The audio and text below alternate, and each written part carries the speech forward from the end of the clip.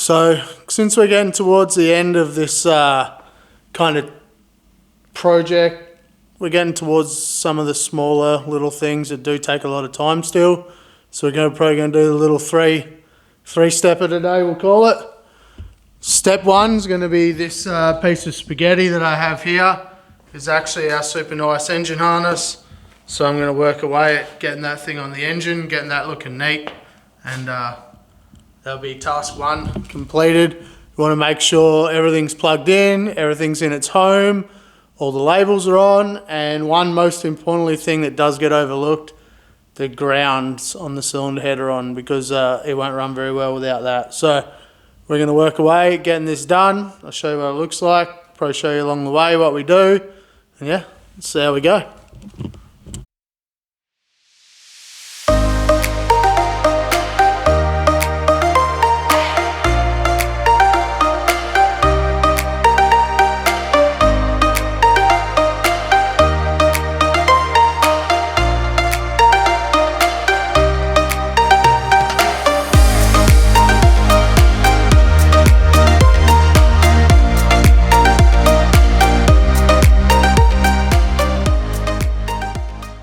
Alright, so engine harness is 100% on, fits pretty nice in here.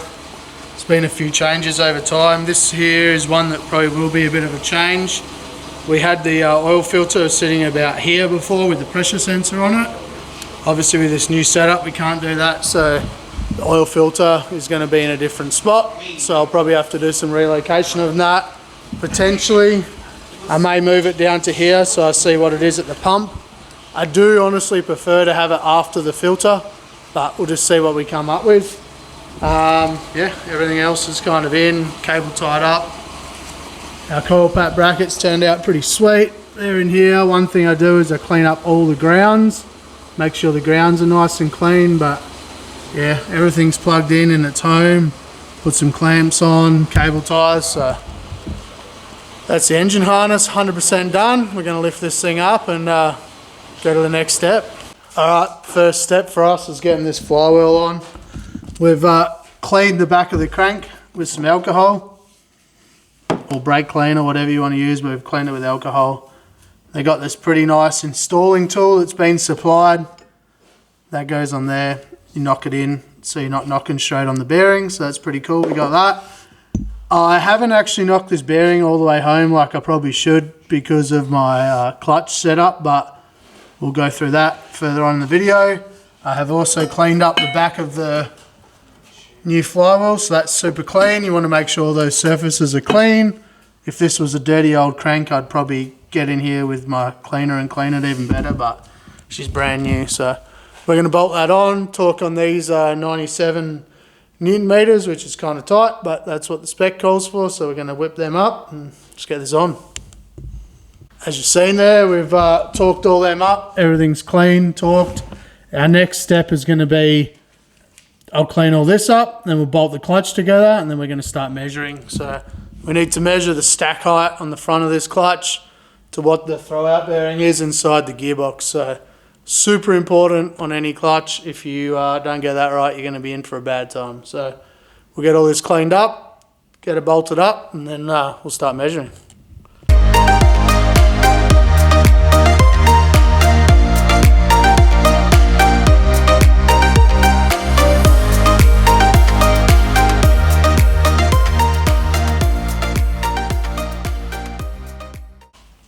Alright, so one thing I forgot that was kind of important is I forgot to put some grease on these splines. I've actually had a clutch that's got stuck onto the input shaft of the trans before, and it's super annoying because it's near on impossible to get it off, and you basically have to end up cutting the clutch off. So not something you want to do. Definitely put some grease on there. Will make future life super sweet. So we'll get back to it.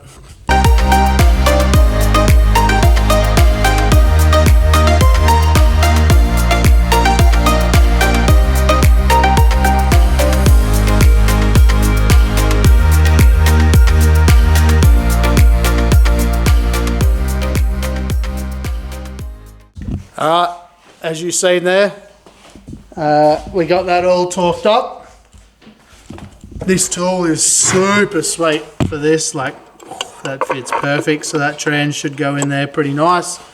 We marked all these. The torque for these bolts is actually on the pressure plate, so that's pretty good. You don't have to be smart, you can work that out.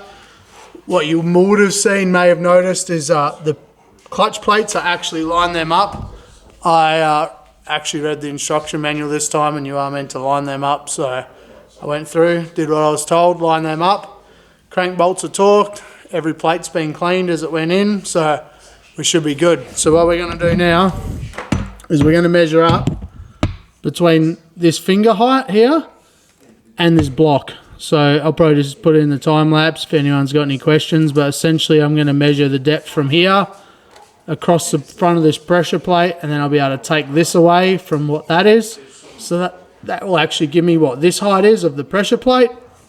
And then once I have that pressure plate height, that will give me the stack height for this, and then I can measure in my transmission and do the same thing. I'll time lapse this real quick, measuring this up so you can see what I do, and then I'll talk about what I did, and then we'll measure up the transmission, and then we do some simple maths, and we'll work out whether we're good or not. Alright, so for this one, we've got a little bit of maths. I got some helpers with me, so that's super nice. Do you want to do the writing, Sparky, if you got a marker there, or write on the whiteboard with a whiteboard marker? So, our first one that we got is we really want to measure off these fingers, but since these fingers are recessed, I'm going to get Darius to measure up. Can you measure, Darius, between, if you can get in, I want to measure between the finger and there.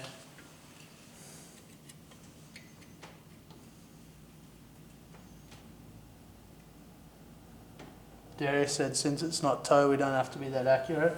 It's 12.68.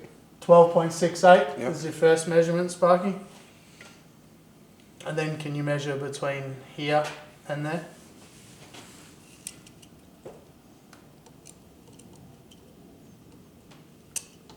So this measurement we're getting there is between basically our bell housing face and the face of the clutch. And then we can take that 12.68 off that, and then that'll give me the measurement from the block to the face of the clutch. 81.11. 81.11. So can you do 81.11 minus 12.68?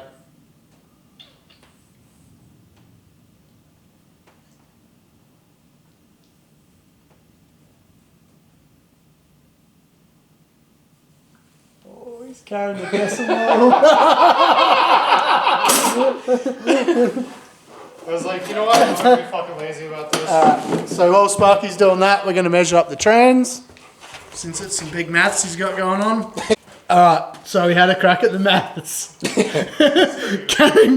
Carrying the one seemed a little technical, so we got out the old iPhone calculator.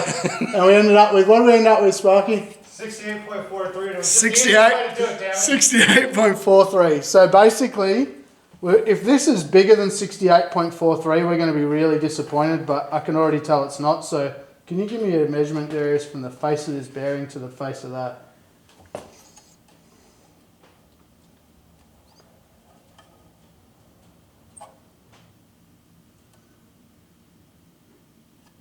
.86. Can you write down 86.86? 86.86. Yep. So that's actually quite a big number. Like we're definitely going to have to take out all our spaces. So one nice thing about taking all the spaces out is we probably could afford to knock that bearing all the way home, because we'll take a quick measurement as well.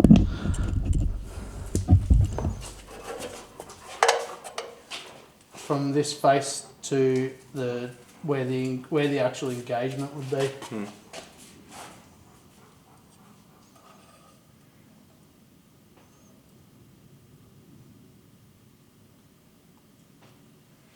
8.2. Can you write down 8.2 millimetres?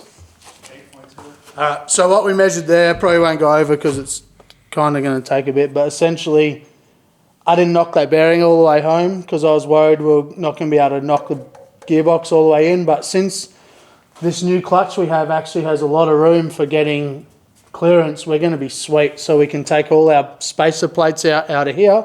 That's then going to bring this forward, so we're going to have a decent amount of engagement on here.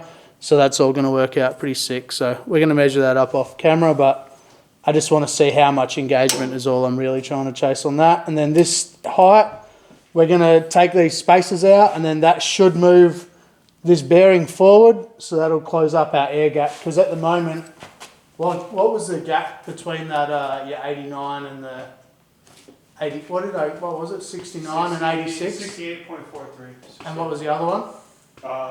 86. Can you do 86.86 minus 69 or whatever it is? Maybe. He's got the phone out, so we should get a good number in a relatively fast time.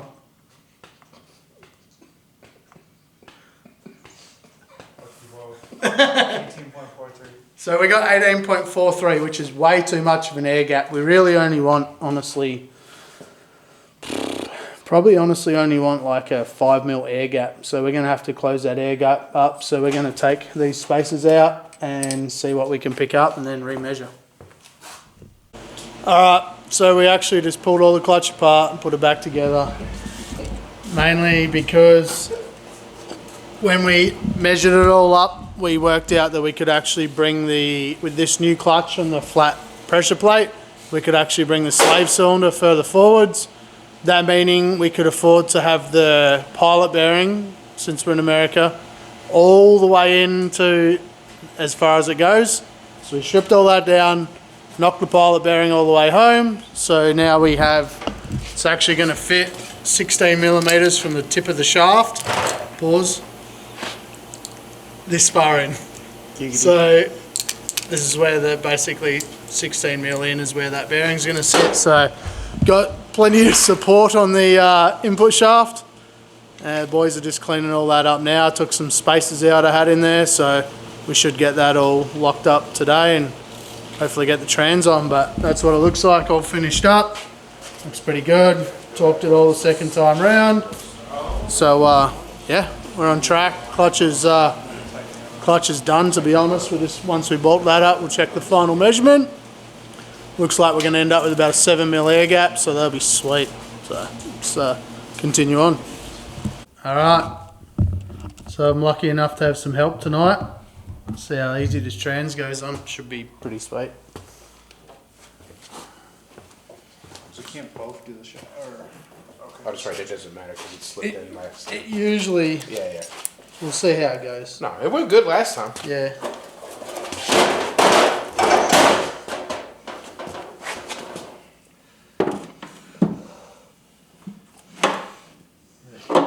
Where you grabbing from? I was gonna grab here and spin. It's not in gear, but it's fine. You probably won't need You ready? You can probably just turn the trans if you need to. Okay, that's what you do. Are we in the spawn as well? It doesn't quite feel like we're in yet. There we That's go. it.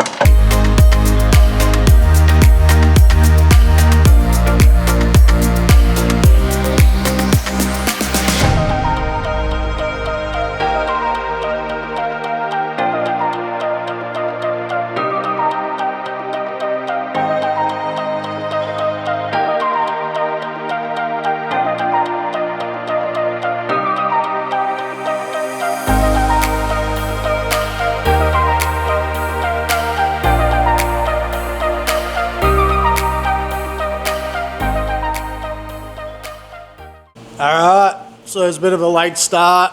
We did a few time lapses last night of this engine, going up, going down. Like I've said before, this particular car is probably one of the worst. It's built so tight with everything in a certain spot and everything made like just to fit. Anytime you change one thing, it like affects 3 other things. So you probably won't see in the time lapse because I'll speed it up pretty quick or else we'll be here forever. But the engine is finally in its mounting location, but not without some issues. The first one was something I was worried about this cooler is the old top and the old base, but it's got a new internal in it. when we swapped that over from the other one, it came with some new billet. The tank design at the back was different. The other one actually had fittings welded into the tank. This particular one had fittings screw into the tank. With that being said, it kind of pushed everything back towards the firewall. So we had to get in here with the punch and chisel last night and beat the firewall pretty hard on both sides. So we beat it pretty hard. We rotated it and we've got clearance there now. This is on a solid mount. So we've got like 2 millimeters of clearance, which is not a lot, but it's going to be fine. That was our first thing. Second thing was where this battery firewall plug was lined up right. You can kind of see here. It might be better to see inside. Kind of need some light. I'll go some light. It lined up like exactly where that fitting was for the intercooler, so they'd actually moved them closer together. So that was a little disappointing. So I'll show you now. We had to get in there and relocate the battery. So we knocked the firewall back on both sides. Then we relocated the battery stud, which I'll show you now. So you can see that. See what you can see. See that battery post there, and then you can see the hole like 4 inches to the right. So that's the new location, and that's the old location. So we got a holder fill in the firewall now. Not the end of the world, but a little disappointing. So we got those two things done. Then the next one was when we went to bolt the trans up. We actually removed, with our new clutch setup, we were able to remove this, which is why you see me knock the pilot bearing in, because we picked up all this clearance with our new clutch setup. That then moved the whole transmission forwards, so then the transmission mount didn't fit anymore. So we had to pull all the transmission mount out. We actually just slotted those holes, so they're like a multi-fit now. So we could always go back if we had to go back, but that's basically what we ended up with there. So trans mount, water connections for the intercooler setup, and battery terminal post. And then we had also forgotten to do the main battery powers onto the motor when we were just about to load that in. So luckily we remembered that. But all in all, everything's on here. She all bolts in. We scratched up the new paint a little bit, but it's alright. Thing's gonna get plenty more scratches anyway. But engine's in. So that's the end for this one, guys. She's done. She's in there. Super happy. There's a million little projects to continue on with now. So we're gonna clean this shop up.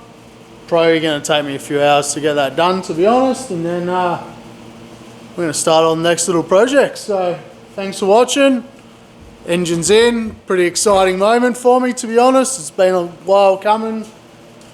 I've done a lot of swaps over the years. Sometimes you feel like this is super important. It's probably not actually as important as you think. It's usually getting all the other jobs done, but it's a good looking thing when it's done. So yeah, that's in. Thanks for watching. See you guys.